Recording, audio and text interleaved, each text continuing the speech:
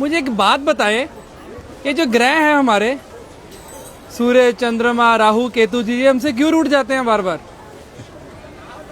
ये ग्रह किसके कारण प्राप्त हुए? नहीं पता, आप बताओ। शरीर से ही ना। जी। शरीर किससे प्राप्त हुआ? माता पिता से। माँ पिता से ना। माँ पिता कौन है? पिता सूर्य, माँ चंद्रमा। अच्छा। सारे ग्रहों की जो शक्ति है वो कहाँ से प्राप्त होती है? सूर्य से। जी। चंद्रमा से। जी। अब आप घर के ग्रहों को तो आप पूछ नहीं रहे और बाहर सोच रहे जा जाके सब ग्रह शांत हो जाएं, वहां पूजा करा लो, वहां पूजा करा लो, वहां पूजा करा लो। अरे कोई जरूरत नहीं किसी पूजा की।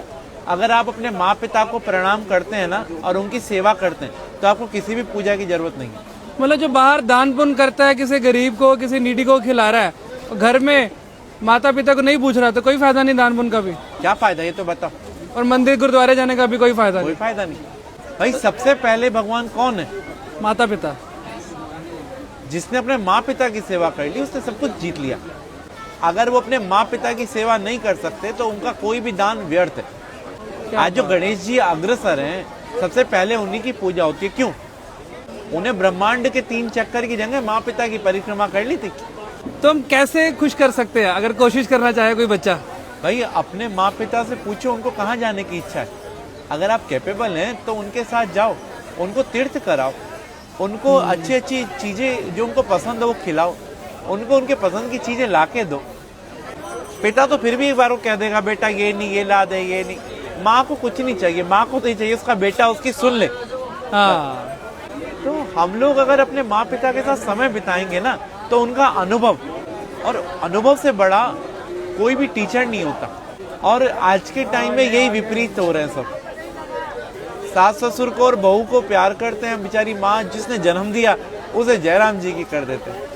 जिसके कारण सास ससुर और बीवी मिली है, सब मिले, उसको हम भूल रहे हैं। उसको हम भूल रहे हैं। तो यही हमारे असली कर्म है, बस बाकी सब ढोंग है। हमारा तो कर्म ही सिर्फ अपने माँ पिता की सेवा है, अपने माँ पिता और गुरु।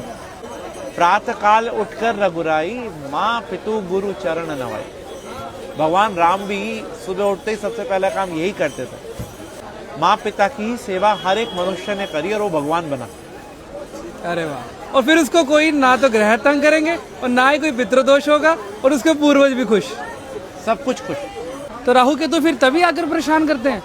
भाई राहु केतु कौन है? बुध, चंद्रमा, सूर्य, शुक्र कौन है? शनि कौन है? हमारे ही पास रहने वाला एक व्यक्ति राहु है, एक केतु है, एक चंद्रमा, एक सूर्य, एक शनि है। तो हम इन सबको, भाई सबको तो नहीं मना सकते ना, लेकिन जो इनकी एनर्जी का केंद्र है उसको मना लो ना। पिता को प्रणाम करने से सूर्य, पिता की सेवा करने से सूर्य, पिता की सेवा करने से हमारे सारे ग्रह शांत हो जाते हैं। आज जो मुस्कान आपके चेहरे पे है उसका कारण कौन है? माता पिता ना। तो वही मुस्कान अगर उनके चेहरे पे आ रही है तो, और कारण आप हो, तो वाह, आपकी वाणी सौम्य होगी तो आपका बुध अच्छा है। आप अगर तेजवान है तो आपका सूर्य अच्छा है। आप अगर सौम्य है तो आपका चंद्रमा अच्छा है। आपकी पत्नी अच्छी मिल गई तो आपका शुक्र अच्छा है।